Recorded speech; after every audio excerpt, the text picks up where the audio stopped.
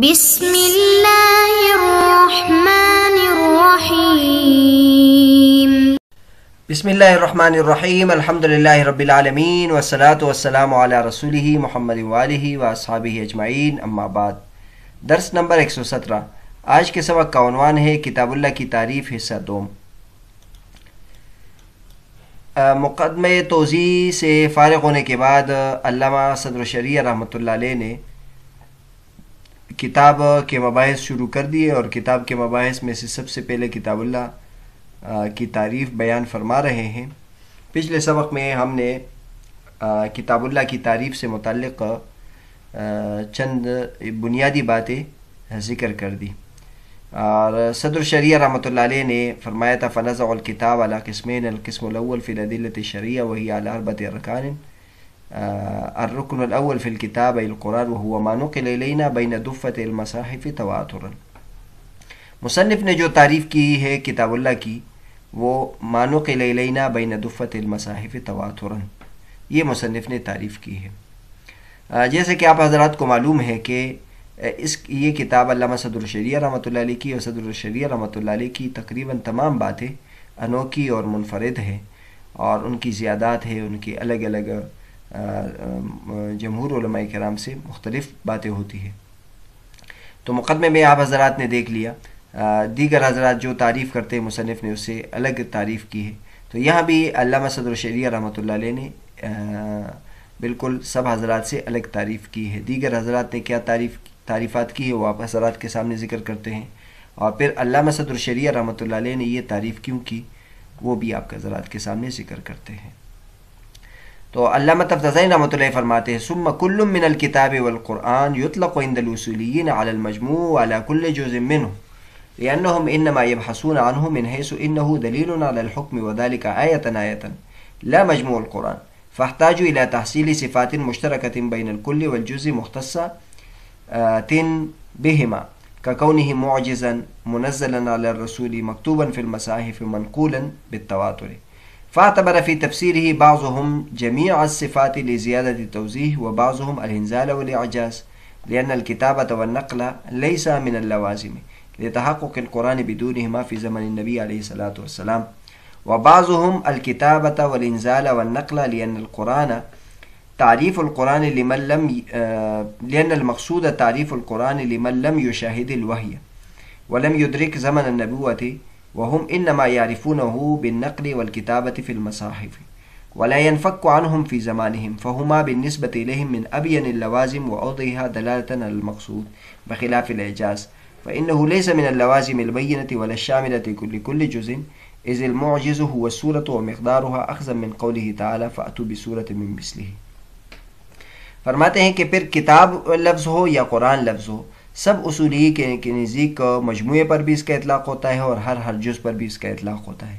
کیونکہ اصولیین کتاب اللہ سے بحث اس اعتبار سے کرتے ہیں کہ وہ حکم پر دلیل ہے، اور یہ جو قرآن مجید ہے حکم پر دلیل آیت آیت کے طور پر ہے، نہ کہ پورا قرآن۔ لہٰذا علماء کرام محتاج ہوئے ایسی صفات کے حاصل ہونے کی طرف جو کل اور جز دونوں میں مشترک ہو اور دونوں کے ساتھ خاص ہو، جیسے مثلا قرآن مجید کا معجز ہونا، نبی کریم صلی اللہ علیہ وسلم پر نازل ہونا، مصاحف کے اندر لکھا گیا ہونا، اور اسی طرح تواتر کے ساتھ منقول ہونا۔ پھر بعض حضرات نے اس کی تفسیر میں تمام صفات کو ذکر کر دیا تاکہ زیادہ واضح ہو جائے، اور بعض نے صرف انزال اور معجز ہونے کو ذکر کیا، کیونکہ کتابت اور نقل یہ لوازم نہیں ہے، تاکہ اس لیے کہ قرآن اس کے بغیر بھی نبی کریم صلی اللہ علیہ وسلم کے زمانے میں موجود تھا، اور بعض نے کتابت اور انزال اور نقل تینوں کو ذکر کر دیا، کیونکہ مقصود قرآن مجید کی تعریف ان لوگوں کے لیے کرنی ہے جنہوں نے وحی کا مشاہدہ نہیں کیا ہے اور انہوں نے نبوت کا زمانہ نہیں دیکھا ہے، اور وہ قرآن مجید کو نقل اور کتابت فی المصاحف کے ذریعے سے پہچانتے ہیں، اور یہ دو چیزیں قرآن مجید ان دو چیزوں سے کسی زمانے میں خالی نہیں ہے، ان کے زمانے میں یہ اس سے خالی نہیں ہے۔ تو یہ دو چیزیں ان کے اعتبار سے سب سے زیادہ واضح لوازمات میں سے ہے، اور سب سے زیادہ واضح دلالت کرنے والے میں سے ہے مقصود پر، بخلاف اعجاز کے، کیونکہ یہ بین لوازمات میں سے نہیں ہے اور نہ تمام جز کو شامل ہے، اس لیے کہ معجز صورت ہوتی ہے اور یا صورت کی مقدار ہوتی ہے، اور یہ بات ہم نے لی ہے اللہ تبارک و تعالیٰ کے ارشاد فاتوا بصورت من مثلہ کہ آپ قرآن مجید کے ایک صورت جیسی صورت لے آؤ۔ علامہ تفتازانی رحمۃ اللہ فرماتے ہیں کہ اوپر تو ہم نے کتاب اور قرآن کی تعریف کی، لیکن یہ آپ حضرات کے سامنے یہ بات ہونی چاہیے کہ اصولیین کے نزدیک قرآن سے اور کتاب اللہ سے کیا مراد ہے۔ یعنی اصولیین جب کہتے ہیں کہ پہلی دلیل قرآن ہے یا یہ بات قرآن مجید میں آئی ہے یا کتاب اللہ میں آئی ہے، تو وہ اصولیین کس پر قرآن مجید کا اطلاق کرتے ہیں؟ تو یہاں کہتے ہیں کہ اصولیین مجموع پر بھی اطلاق کرتے ہیں اور ہر جز پر بھی اطلاق کرتے ہیں، یعنی پورے قرآن کو بھی قرآن کہتے ہیں اور جو ایک آیت ہے وہ اس کو بھی قرآن کہتے ہیں۔ مثلا آپ اس طرح آپ سمجھ سکتے ہیں کہ مثلا ہم کہیں کہ قرات خلف الامام کی دلیل کیا ہے، تو ہم کہتے ہیں کہ قرات خلف الامام کی دلیل قرآن ہے، قرآن اس کی دلیل ہے۔ حالانکہ پورا قرآن تو اس کی دلیل نہیں ہے، لیکن قرآن مجید کی ایک آیت ہے وہ اس کی دلیل ہے کہ اذا قرئ القرآن فاستمعوا له وانصتوا لعلکم ترحمون، کہ جب قرآن مجید پڑھا جائے تو آپ خاموش رہا کرو۔ تو اس سے معلوم ہو کہ امام کے پیچھے تلاوت نہیں کرنی چاہیے۔ تو یہ جو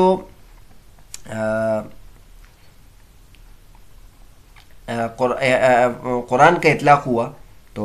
یہ قرآن کا اطلاق جز پر بھی ہوتا ہے۔ اور جس طرح کہ مثلا کوئی تلاوت کر رہا ہو تو ہم کہتے ہیں کہ بھائی یہ کیا پڑھ رہا ہے، تو ہم کہتے ہیں قرآن پڑھ رہا ہے۔ تو قرآن کی تلاوت ایک آیت پر بھی ہم کرتے ہیں۔ اور محدثین یہ کیوں کرتے ہیں قرآن جز سے؟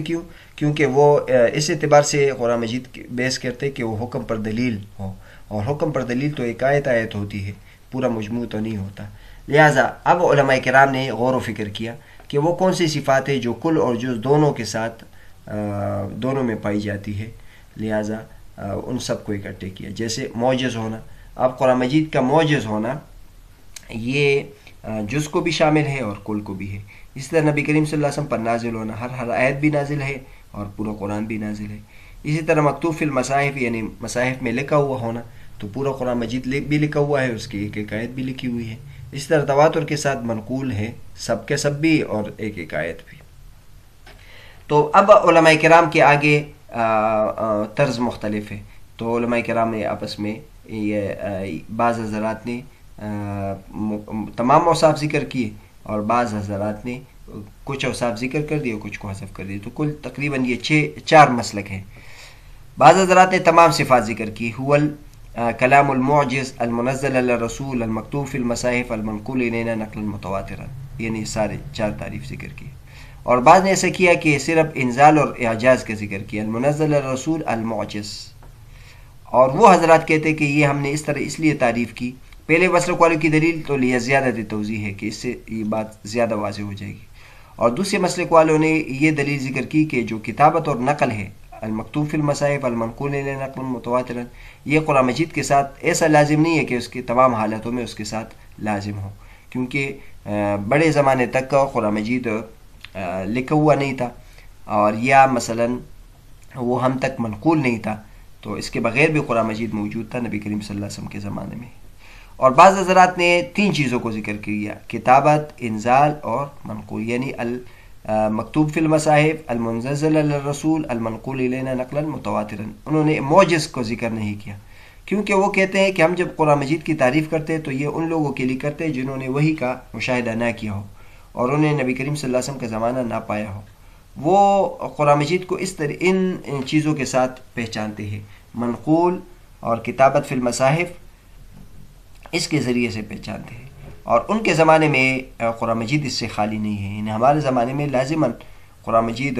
ایک تو منقول طریقے سے ہمارے پاس پہنچا ہے اور ایک مصاحف میں لکھے ہونے کی شکل، لہٰذا فہما بالنسبت الیہم، لوگوں کی بنسبت یہ اس کے زیادہ واضح لوازمات میں سے ہے اور زیادہ واضح دلالت کرنے والے میں سے ہے مقصود پر، بخلاف اعجاز۔ جو اعجاز ہے ایک تو لوازم بین نہیں ہے، ہر ایک شخص کو یہ معلوم نہیں ہے، اور نہ پھر ہر جز کو یہ شامل ہے۔ اعجاز کو ہم دیکھیں تو ایک تو قرآن مجید میں ہم دیکھ لیں، قرآن مجید میں حروف تہجی بھی ہے، تو حروف تہجی کے ساتھ اعجاز شامل نہیں ہے۔ اس کے بعد جو کلمے کی باری آتی ہے تو کلمے کے ساتھ بھی اعجاز وابستہ نہیں ہے، کیونکہ کلمہ جو ہے زید، عمر، بکر یا اس طرح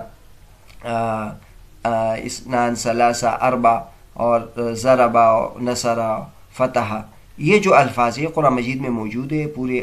جو عام ڈکشنری کے الفاظ ہیں قرآن مجید میں بھی وہی الفاظ ہیں، تو وہ تو معجز نہیں ہے. تو قرآن مجید جو معجز ہے وہ تو ایک صورت ہے، اور ایک آیت بھی معجز نہیں ہے، بلکہ ایک صورت چاہے وہ چھوٹی ہو اور یا اس کے مقدار، وہ معجز ہے. تو لہٰذا معجز صفت تمام قرآن مجید کے الفاظ کے ساتھ نہیں ہے. یہ 3 مسلک ہو گئے، ان کے دلائل ہو گئے. اب چوتھا یہ ہے کہ مصنف نے جو اختیار کیا. والمصنف اختصر على ذکر النقل فی المصاحف تواترا لحصول الاحتراز بذلك عن جمیع ما عدا القرآن. مصنف نے ان 4 اوصافوں میں سے المکتوب فی المصاحف، المنزل الرسول، المعجز اور المکتوب فی المصاحف، ان میں سے صرف المکتوب فی المصاحف ما نقل الینا بین دفعۃ المصاحف اس کو ذکر کر دیا ہے، کیونکہ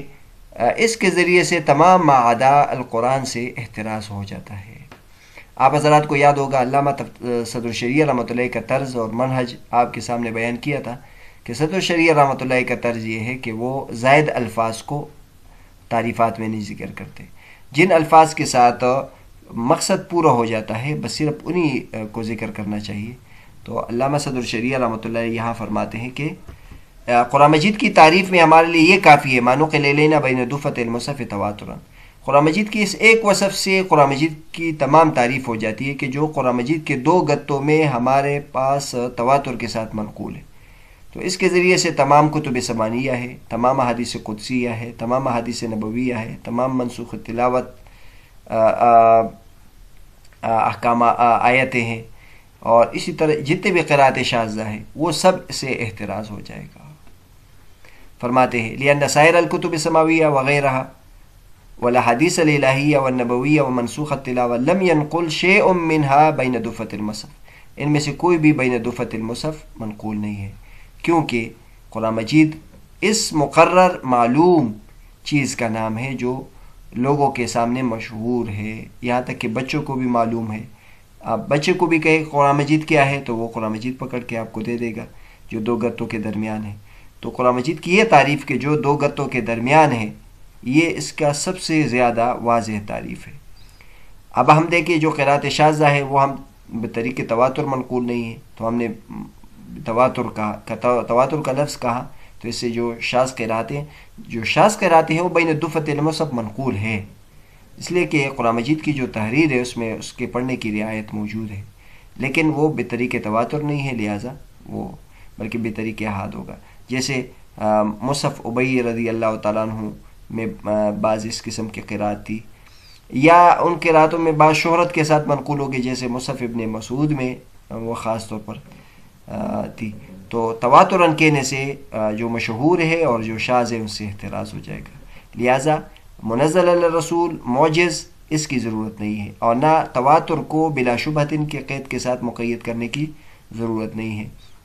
کیونکہ اس کے بغیر بھی مقصود حاصل ہوتا ہے. یہ بلا شبہۃ یہ ایک سوال ہے کہ عام طور پر جب ہم کتاب اللہ کی تعریف کرتے ہیں تو اس میں بلا شبہۃ کو بھی ذکر کرتے ہیں، کیونکہ بلا شبہۃ میں جو بسم اللہ ہے، قرآن مجید میں جو بسم اللہ لکھی ہوئی ہے، تو ایک سوال پیدا ہوتا ہے کہ بسم اللہ جو 113 جگہ پر لکھی ہوئی ہے تو وہ قرآن مجید کا جز ہے کہ نہیں ہے، وہ منقول بین دفعۃ المصحف ہے، حالانکہ وہ قرآن نہیں ہے. خاص طور پر احناف کے مسئلے کے مطابق وہ تو ایک آیت ہے، سب کے نزدیک ایک آیت ہے، لیکن دیگر حضرات کے نزدیک ہر جگہ یہ آیت شمار ہوگی، اور احناف کے نزدیک یہ ایک آیت ہے اور تمام جگہ لکھی گئی ہے. تو بہرحال اعتراض تو ہوتا ہے کہ ہر جگہ لکھی گئی ہے، منقول بین دفعۃ المصحف ہے، لیکن وہ آپ کہتے کہ وہ قرآن ہر جگہ نہیں ہے، تو اس لیے بلا شبہۃ قید کا اضافہ کرتے ہیں. لیکن علامہ صدر الشریعہ رحمۃ اللہ فرماتے ہیں کہ بلا شبہۃ قید کی ضرورت نہیں ہے. اب یہاں سوال پیدا ہوتا ہے کہ پھر بسم اللہ کو کیسے اس کے ذریعے سے احتراز کریں گے، تو اس کے بارے میں آگے علامہ صدر الشریعہ رحمۃ اللہ علیہ تفتزانی رحمۃ اللہ علیہ فرماتے ہیں صدر الشریعہ رحمۃ اللہ کی طرف سے، جو انشاءاللہ اگلے سبق میں ہم بیان کریں گے. تو بہرحال آج کے سبق میں ہم نے کتاب اللہ کی تعریف جو مختلف الفاظ کے ساتھ ذکر کی گئی وہ آپ کے سامنے بیان کر دی. کتاب اللہ کی تعریف عام طور پر جو لمبی تعریف ذکر کی جاتی ہے وہ یہ ذکر کی جاتی ہے، كلام المنزل على الرسول المكتوب بالمصاحف المكتوب المنقول إلينا نقلا متواترا بلا شبهة. یہ تعریفات ذکر کی جاتی ہے، یعنی معجز، منزل علی الرسول، مکتوب فی المصاحف، منقول الینا نقلا متواترا بلا شبہت۔ تو بعض حضرات نے یہ لمبی تعریف کی ہے، بعض حضرات صرف المنزل علی الرسول اور معجز ذکر کرتے ہیں کہ یہ قرآن مجید کے ساتھ ہر زمانے میں موجود تھا، اور بعض حضرات تین چیزیں ذکر کرتے ہیں، الکتابت، الانزال، نقل، یعنی معجز کو ذکر نہیں کرتے، وہ کہتے ہیں معجز جو ہے وہ قرآن مجید کے ہر آیت کے ساتھ نہیں ہے۔ لیکن علامہ صدر الشریعہ رحمۃ اللہ ان سب میں سے مختلف تعریف ذکر کی، اور وہ ہے ما نقل الینا بین دفۃ المصاحف تواترا، یعنی صرف